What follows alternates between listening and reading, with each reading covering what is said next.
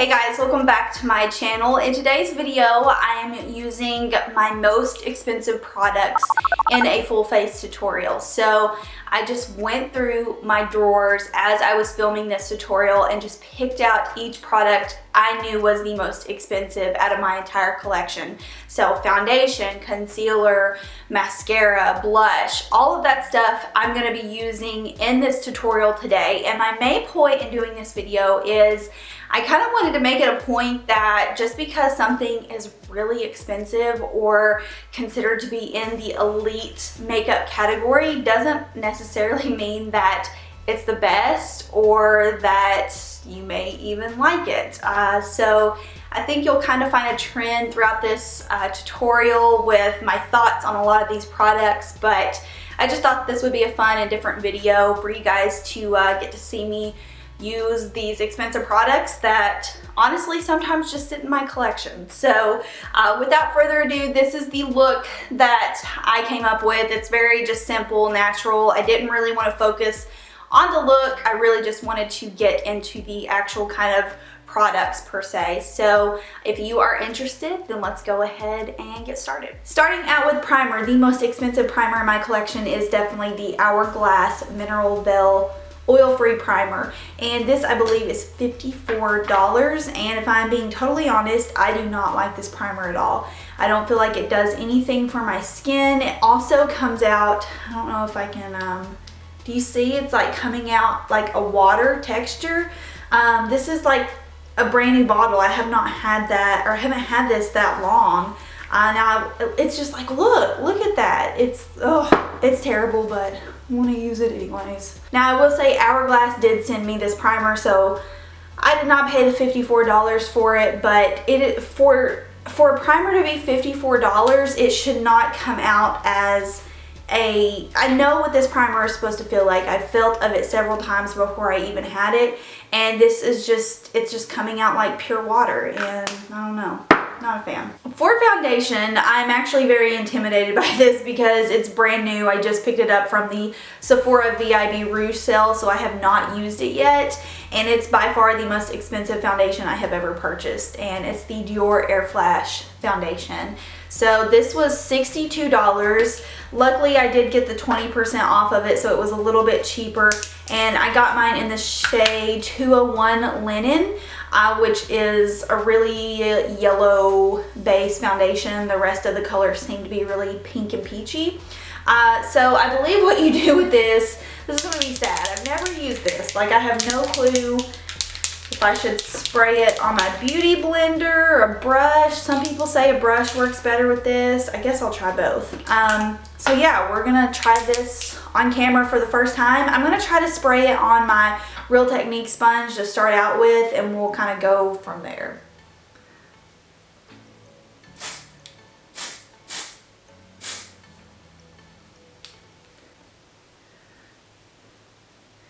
Okay, so it looks pretty natural on my skin right now. The color seems to be matching up pretty good.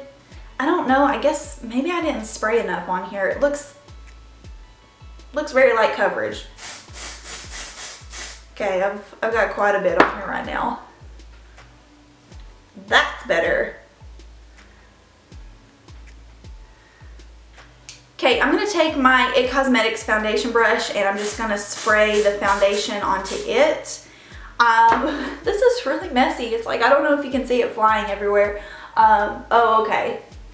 Yeah, the brush is like floor coverage for sure. I probably didn't even need to spray that much on there. Isn't it weird how most of the time you have to end up using double the amount of product if you use a beauty blender? But I will say a lot of the times it comes out looking a lot more blended into the skin and a little bit more just skin-like if you do use the beauty blender. But I mean, this is like medium coverage already, and I only had to use one spray, so just a little observation there.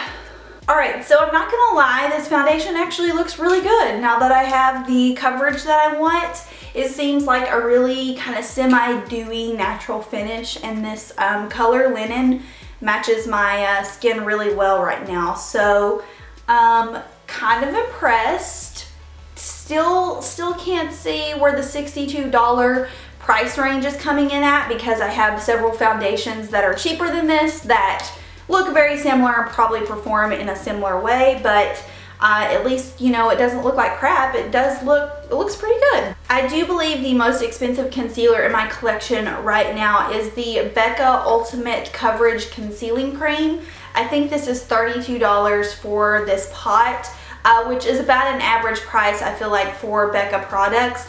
I will just go ahead and say this is not my favorite concealer out there. It's a little too thick, tacky, and heavy for what I like. It doesn't look bad, but I just prefer more of a liquid consistency. Now, if you have really bad dark circles or under eye bags that you feel like you need to cover, this is probably something you might be more interested in. But for me, it's a little too much. It's a little too heavy. But I'm gonna use it today just to show you guys what it looks like.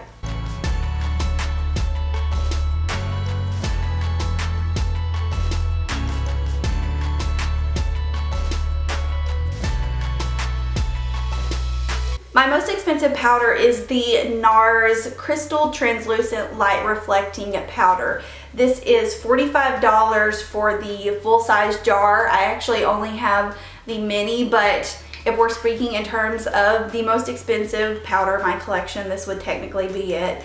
I just got this in like a little sampler kit, but I do like this powder. I think it sets really nicely on your skin. It does have a bit of flashback to it though, so beware of that. But I do really like it because honestly you can't see it on your skin. So if you're the type of person that likes to, you have to set your face but you don't like the powdery look or a lot of powder on your skin, this is a good option.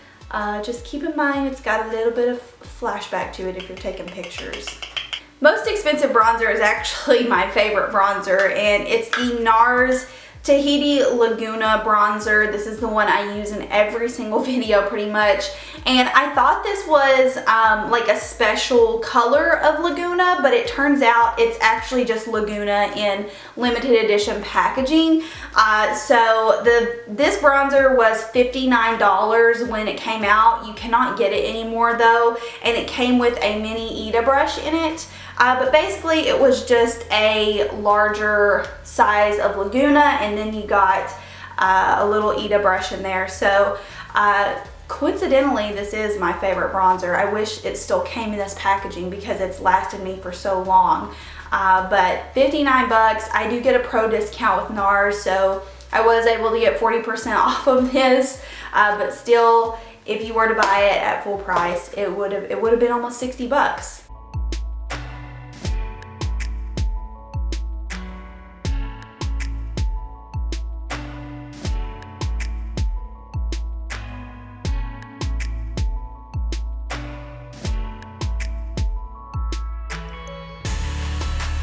My most expensive blush is the NARS Dual Intensity blushes. So these come with two shades in them. One is normally more of like a highlighting shade. This one is in the color Jubilation. I also have one that's called Frenzy that has more of an orange tone blush in it. I've not used this one in a while, so I'm going to use it today. Really, it's probably going to end up being more of like a highlighter because these are so light. And if I'm being totally honest, I never reach for these. I don't personally care for them too much. Isn't it kind of funny how like all of these super expensive products, you would think that they would be holy grail products for the price that you pay for them, but honestly, as you guys can tell, a lot of these that I've talked about and that I'm using, I don't even really reach for that much. So yeah, these, I don't really love the formula. I'm not crazy about them. They are pretty in terms of like most of the highlighting colors are pretty, but I don't know. I'm just like not a huge fan of them.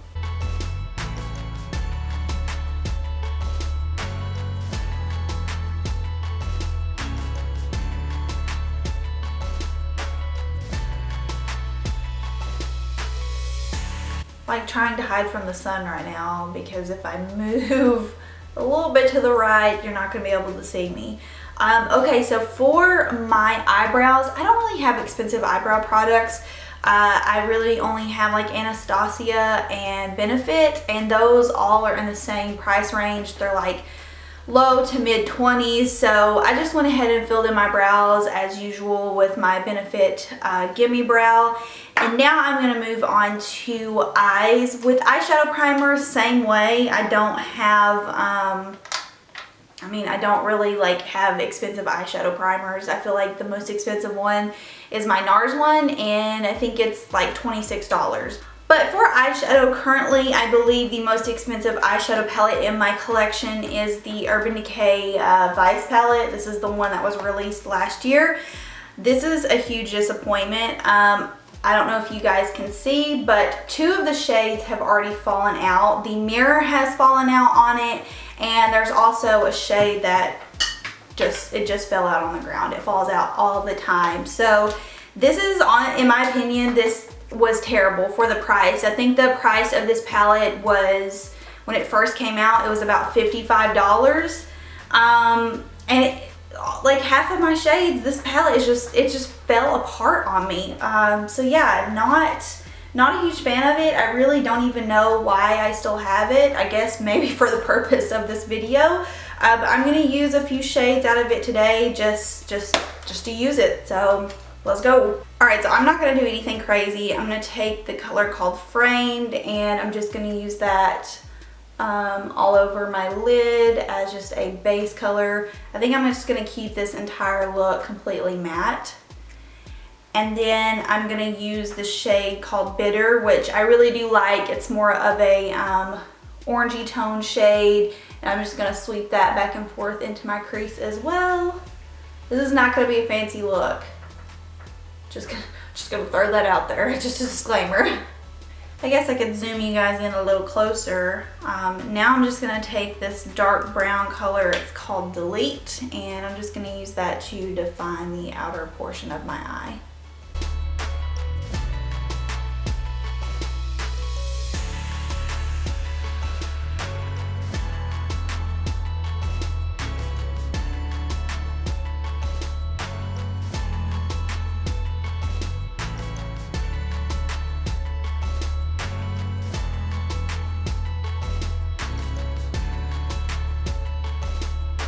I'm just going to take my Tartelette in Bloom palette really quick and just pop on a little bit of this champagne color in there, because I feel like my eyes are a little boring with the color options I had to pick from with that eyeshadow palette. So I'm just going to pop a little bit of this to brighten up my lids.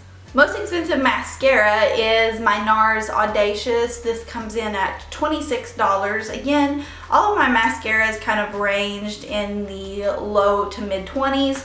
My next one was the Makeup Forever Excessive Lash. Is that what it's called? Let me see. Yeah, the Makeup Forever Excessive Lash. It was $25. But other than that, the NARS Audacious came in for the most expensive. It's an okay mascara. I don't personally like love it. I don't think I'd ever repurchase it again.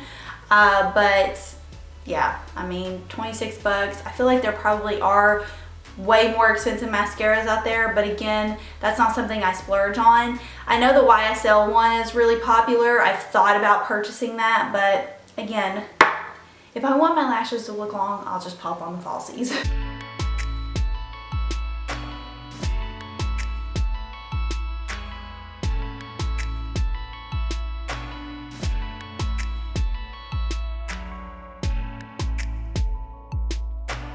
Cracking in for the final product, my most expensive lipstick is the NARS Audacious lipsticks. These are $34, $35. They're good. I have 2 colors. I have Raquel, which I'm going to use today, and also I believe Anna, which is more of the rosy mauve color. But again, I never after I bought those 2, I never repurchased any more. They're good, not great.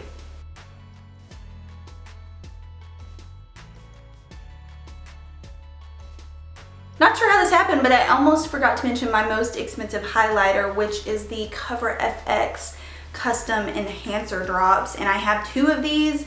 They are $45 a piece. I think that is pretty steep for a highlighting product. Now I will say you do not need a lot, and this is a pretty big bottle of highlighting liquid, but I will also say that these are not my personal favorite. I do think that they tend to enhance your pores a little bit, and they're also a little bit on the harder side to apply. You definitely have to find the right way that works for you.